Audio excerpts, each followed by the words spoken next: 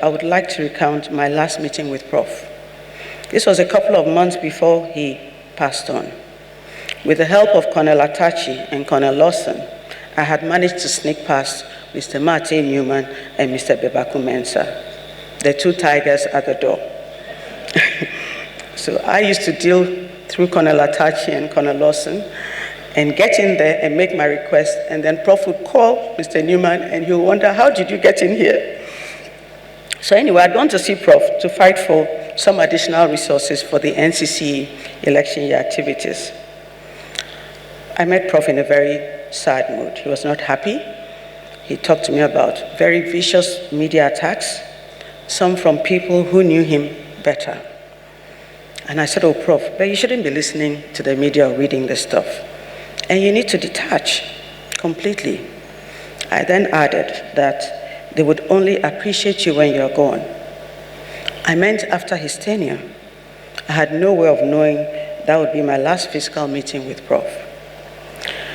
After Prof's death, I was put on the funeral committee, and I was part of those working on publications, compiling all his tributes from the many diverse sources into the tribute book and editing them. What struck me was the most beautiful tributes Prof received, submitted by some of the very same people we had discussed attacking him in the media shortly before he died.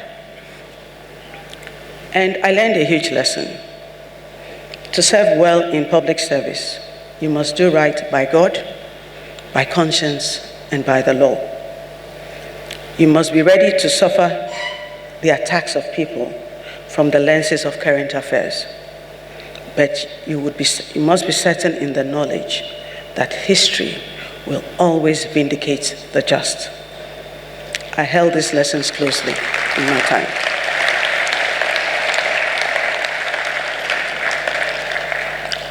As I conclude these reflections on Professor John Evans Atta Mills, the man, the teacher, and the president, I am struck by the timeless relevance of his example.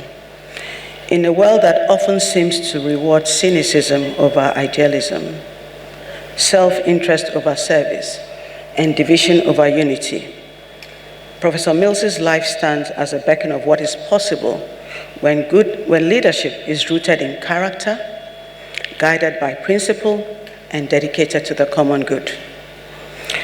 One of the most remarkable aspects of Prof's life was its integration. Prof was not three different people, the man, the teacher, and the president, but one person whose character, values, and principles remained consistent across all roles and contexts. The humility that characterized him as a man informed his approach as a teacher and shaped his style as president. This integration is perhaps Prof's most important lesson for all of us, but especially for young people who are still forming their identities and choosing their paths. Prof showed us that it is possible to be authentic and consistent, to maintain one's principles while adapting to different roles and responsibilities. As we honor Prof's memory, we must also commit ourselves to continuing his work. This is not just the responsibility of those who knew him personally, but of all Ghanaians and all Africans who share his vision of a better future.